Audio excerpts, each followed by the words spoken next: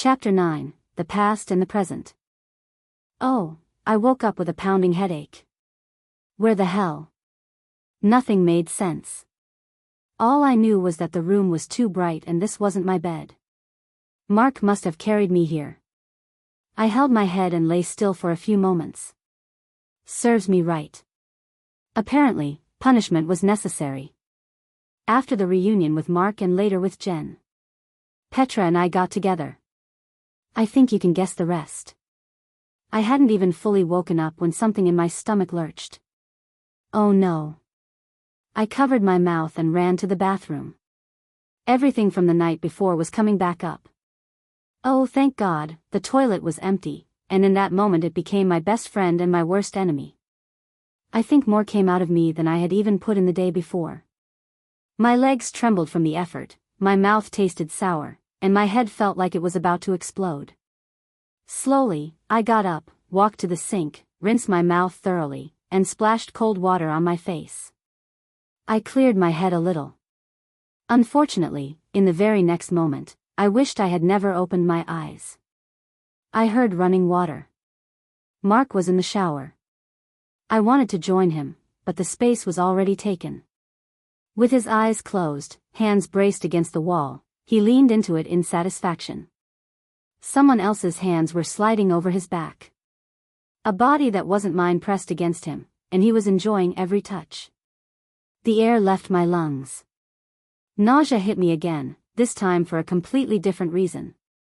In that instant, my whole world collapsed. Melly, love. Her hands moved over me, full of passion. I exhaled, but something was wrong. Something wasn't right. The nails that had just dug into my chest. I opened my eyes. Melly was standing there, pale, staring at me without moving. Wait, how? Panic started rising in me. Just now, whose hands?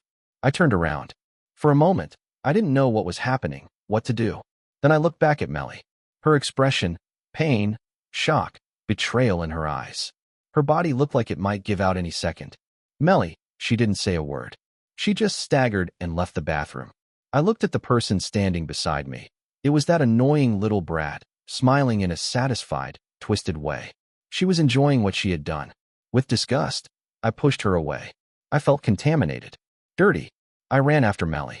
I didn't care that I was naked. That water was dripping from me across the entire house. I had to stop her, keep her from leaving. I caught up with her in the living room, where she stood frozen, completely drained of color, staring at someone behind the counter. Melly. Slowly, she turned her head. The shock in her eyes pinned me to the spot. Her eyes were dark, empty, as if they belonged to someone else. She didn't scream, didn't raise her voice, which was far worse. I would have known how to handle that. But instead, a broken person stood there, drained of all life. Majana stood behind the counter, pale, speechless, unprepared to face the person whose life she had ruined years ago, certainly not like this. I stood beside Melly, lost, and at the top of the stairs, proud about herself, stood Majana's daughter. I didn't know. I thought it was you. I grabbed her hand. I couldn't let her go. Not like this.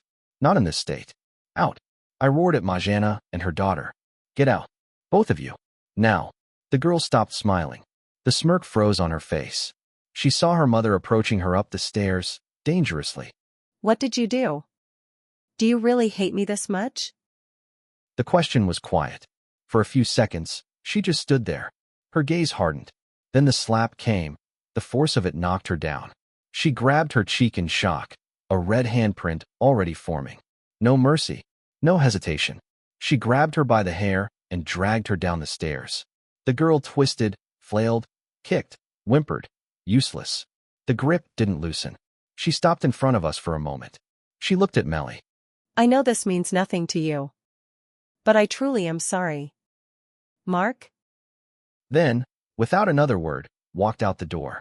Melly's body went limp, heavy, broken, despite all her effort to carry everything so far with a smile, and her head held high. This was too much. I caught her before she hit the ground, carefully lifted her, and carried her to the couch. Melly, love, please. I was beside myself. I was scared. She wasn't responding. I have to call Petra. She'll know what to do. She answered on the second ring. Come now? Melly, my voice broke. I heard only rustling on the other end, the sound of a door slamming, and then merciless silence. She and Andre arrived in record time. She looked at me, then at Melly, who was still lying pale on the couch. And for the first time since I've known her, she didn't attack me. I sat beside Melly. I held her hand, gently stroking her palm with my thumb. They listened carefully. At first, barely noticeable, her fingers shifted and wrapped around my hand. A confused look, a deep breath. Then awareness, when she heard her name from my lips. Melly, I whispered. She exhaled, almost inaudibly. Slowly, she opened her eyes. She looked at my hand resting on hers, and pulled away. No. Don't touch me. Her gaze was empty. There was no warmth in it, no anger. Just a deep void. I didn't move. I kept looking at her, even though she wouldn't meet my eyes. She sat up without looking at anyone. I had to try again. Somehow, I had to reach her. I couldn't leave things like this. Please, listen to me. I really didn't know, I repeated. Petra shifted slightly in the background, wiping away a tear. It hurt her to see her friend like this, so broken. Andre, standing beside her, gently placed a hand on her shoulder. She looked me straight in the eyes. Her gaze, hard, unreadable. She walked past me. She didn't look at anyone, not Petra, not Andre, least of all me. The air where she was just sitting turned cold. The door opened and closed without a sound. And then silence. Long and heavy. I didn't move. I just stared at the place where she had stood seconds ago. Something inside me broke. I stood up, ran a hand nervously through my hair, and took a few long steps. I stopped by the table, grabbed a glass, and hurled it against the wall. I was furious. Not at her, at myself. At my helplessness. At my inability that kept hurting her over and over again. I didn't know how to help her. I just didn't know how. Could I have prevented this somehow? I looked at Andre pleadingly. This is all my fault. Why did I have to push her? Why didn't I listen to you? I directed the questions at Petra. You warned me clearly, and I didn't listen. So what now? What do I do now?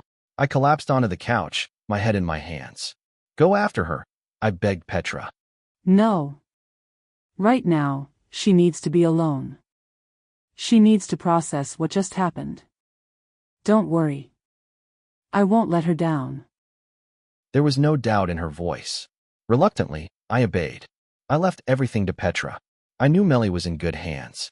In the next days it took everything in me not to jump the fence. I wanted to see her. To show her I loved her. I wanted her to know she could trust me. But I didn't. I followed Petra's advice. I knew she'd let me know everything as soon as she could.